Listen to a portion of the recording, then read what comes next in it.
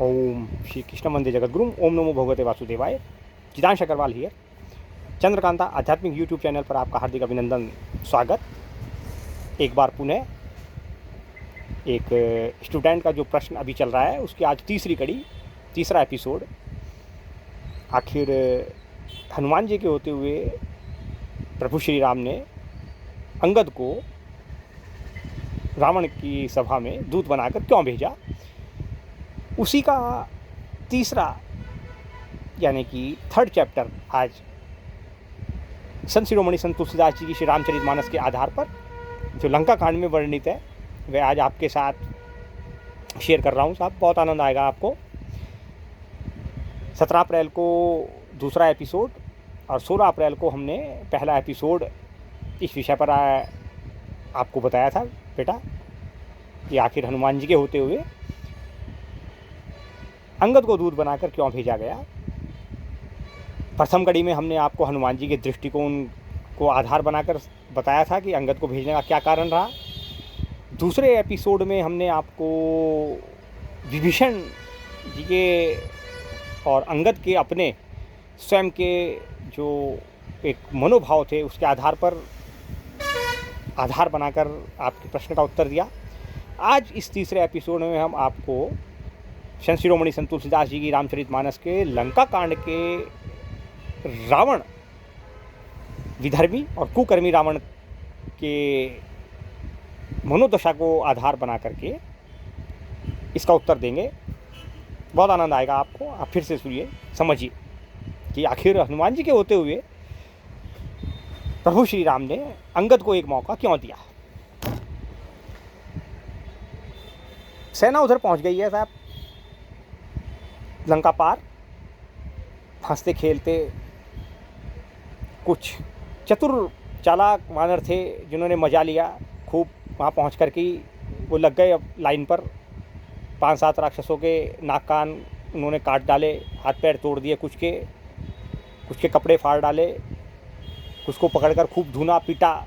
खूब उन्होंने मस्ती करी वहाँ पहुँचते ही सार। और वो सब भागकर रावण के दरबार में जा पहुँचे। इधर जब शिविर लगाए गए तो कल के एपिसोड में हमने आपको बताया था कि 3 दिन और 3 रात हो गए, विभीषण जी महाराज सोए नहीं। और क्यों नहीं सोए वह हमने आपको बताया था। आज उसका दूसरा कारण मैं आपको बताता हूँ। जब शिविर लग गया और देवी मंदोदरी को ये पता लगा कि अब तो लंका में प्रवेश हो चुका है प्रभु श्री राम का, तो सबसे पहले तो रावण की धर्मपत्नी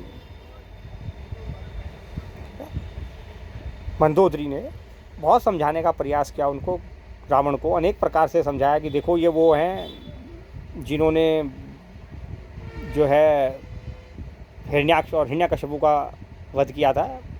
बलि के सिर पर जिन्होंने अपना पांव रखकर उसको पाताल में पहुंचाया था, ये वही हैं। ऐसा कुछ अपने पति देव को उन्होंने समझाने का प्रयास किया। रामायण आपने पढ़ी रखी है, नहीं पढ़ी तो पढ़िए, बड़ा आनंद आएगा आपको। क्योंकि अगर मैं आपको श्री रामचरितमानस में रामायण का लंका कांड सुनाने बैठ गया तो जो आप बेटा आपका जो मूल प्रश्न है वह छूट जाएगा। बहुत प्रयास किया लेकिन रावण नहीं माना साहब, एक बात नहीं मानी। और मंदोदरी को लेकर वह लंका की सर्वोच्च जो ऊंचाई पर जो कनक कोट पर परम प्रकाशा जहाँ हुआ करता था वहाँ जा कर के रनिवास में और नृत्य गायन देखने लगा। तो वहाँ खूब नाच गाना हो रहा था पहाड़ की चोटी पर, क्योंकि लंका बसी हुई थी।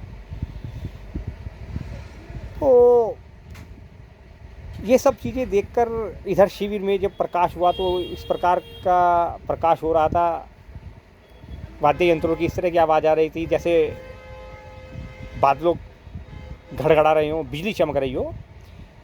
तो प्रभु श्री राम ने विभीषण की ओर देखकर पूछा कि मित्र विभीषण, लंकेश विभीषण, ये बताओ कि ये बेमौसम में बादल क्यों उमड़ घुमड़ रहे हैं, बिजली क्यों चमक रही है। विभीषण हाथ जोड़कर बोले, प्रभु ऐसा कुछ नहीं हो रहा है, ये जो आप बिजली चमकती हुई देख रहे हैं और बालों की घनघोर गर्जन देख रहे हैं, ये कोई बिजली बिजली नहीं चमक रही है, ये तो भाभी मंदोदरी ने जो कुंडल पहन रखे हैं उनकी चमक दमक है। और वो जो चोटी पर जो रनिवास बना हुआ है रावण का, वो अपने महल में जो है वहाँ बेसुध होकर के, मदिरा पान करके जो है नाच गान देख रहा होगा, वहाँ नाच गाना चल रहा होगा पूरा, ये उसके बाह्य यंत्रों की आवाज़ है और ऐसा कुछ नहीं हो रहा है प्रभु। प्रभु ने भी थोड़ी सी अटखेली करी आज, तो अच्छा ये तो मज़ा ले ही रहा है, थोड़ा सा ज़रा इसको बता तो देना ही चाहिए ना इसको कि लंका में किसने प्रवेश किया है। तो तर्कस से एक बेफरका बाण प्रभु श्री राम ने निकाला, उसको संधान करके छोड़ा और वो विद्युत की तेज गति से भी ज़्यादा तेज गति से गया, जिसने रावण के मुकुट, कर्ण, कुंडल और मंदोदरी का मुकुट, कर्ण, कुंडल सब काट गिराए वहीं पर और नाच गाना बंद करा करके बाण बिजली की तेज गति से प्रभु श्री राम के तर्कस में वापस। किसी को पता ही नहीं लगा कि क्या हुआ, लेकिन विभीषण ने नज़ारा बड़े ध्यान से देखा, बहुत ध्यान से उसने देखा कि प्रभु श्री राम ने क्या किया, और वह बड़ा भयभीत हुआ। भयभीत तो रावण भी बहुत ज़्यादा हुआ, लेकिन मंदोदरी समझ गई। मंदोदरी ने फिर रावण के चरण पकड़े। लंकेश, अभी जो आपने देखा ना, अगर ये फर वाला बाण होता तो क्या होता, लेकिन ये जो अहंकार है ना, ये जो कुकर्मी और विधर्मी होते हैं साहब, आजकल आप भी देख भी रहे हैं अपने चारों तरफ, है ना, तो ये अहंकार इनका बड़ा प्रबल होता है साहब। अरे कुछ नहीं, ये तो वीरों के साथ ऐसा होता ही रहता है। ऐसा रावण हंसते हुए चिल्लाकर बोला और वापस जो है वहाँ से जगह खाली करके और मंदोदरी को साथ लेकर के अपने रनिवास में आ गया। 3 दिन 3 रात तक जागता रहा रावण। मंदोदरी हर प्रकार से उसको समझाती रही, लेकिन वो टस से मस नहीं हुआ, नहीं माना। आखिर में मंदोदरी को कहना ही पड़ा, ये सभा ही नहीं, पूरी सभा ही, केवल रावण ही नहीं कि पूरी सभा साहब काल के बस के अधीन हो गई है, ऐसा लगता है, क्योंकि रावण ने काल को अपने सिराने बांध रखा है और काल वहाँ पर जोर जोर के अट्टहास कर रहा है। अब जब से हनुमान जी लंका चलाकर माता सीता की सूझी लेकर वापस गए और पुल बांधकर प्रभु श्री राम को लेकर लंका में प्रवेश कर गए, तब से रावण के जो सिराने काल बंधा हुआ है बड़ा जोर जोर के अट्टहास कर रहा है। उसको पता लग गया है कि अब कुछ होने वाला है, बस यहाँ पर बस कुछ ही क्षण बाकी हैं, कुछ ही समय बाकी है इसका, और अब वो जोर जोर के अट्टहास कर रहा है और उसकी अट्टहास से मंदोदरी बड़ा भयभीत महसूस कर रही है। लेकिन रावण अंदर से तो डरा हुआ है, लेकिन दिखा नहीं रहा है। अब डरा हुआ रावण अपने 2 जो बहुत ही घनिष्ठ गुप्तचर हैं उसके, उनको भेजता है ऐसा वहाँ पर पता लगाने के लिए कि आखिर 3 दिन हो गए श्री राम को लंका में आए हुए, और उन्होंने वो चमत्कार भी कर दिखाया। उसका कोई जिक्र रावण ने उन दूतों से नहीं किया, अपने उन अनुचरों से, उन खुफिया तंत्र के LIU वालों से नहीं किया कि ऐसा हुआ था, अभी पहली रात को ऐसा हो चुका मेरे साथ, ऐसा कुछ नहीं बताया रावण ने उनको, गुप्तचरों को। कहा जाकर देखो वहाँ पर क्या योजना बन रही है और ज़रा सावधान होकर जाना, क्योंकि अब वो मेरा लघु भ्राता विभीषण, जो अपने आप को कहता है कि मैं धर्म धुरंधर हूँ, तो जाकर उनसे मिल गया, सावधान रहना। तो गुप्तचर भी जो है जी वानरों का वेश धारण करके पहुँच गए वहाँ पर, और क्योंकि विभीषण तो कौतूहल से और इस बात से अनभिज्ञ नहीं थे कि क्या होने वाला है, तो जाग रहे थे, तो उन्होंने देख लिया कि ये तो रावण के वही गुप्तचर हैं, पकड़ लिया उनको। अब जब घमासान होने लगा तो अंगद जी तो तैयार थे ही। पहले तो उन्होंने उसकी तुड़ाई करी, खूब जट के जम के तुड़ाई करी। अंगद जी ने अपना पूरा जो है बल का प्रयोग किया उनके ऊपर। खैर फिर जैसे तैसे करके बात प्रभु श्री राम तक पहुंच गई, तो प्रभु श्री राम ने अपना दखल करके उनको छुड़ाया।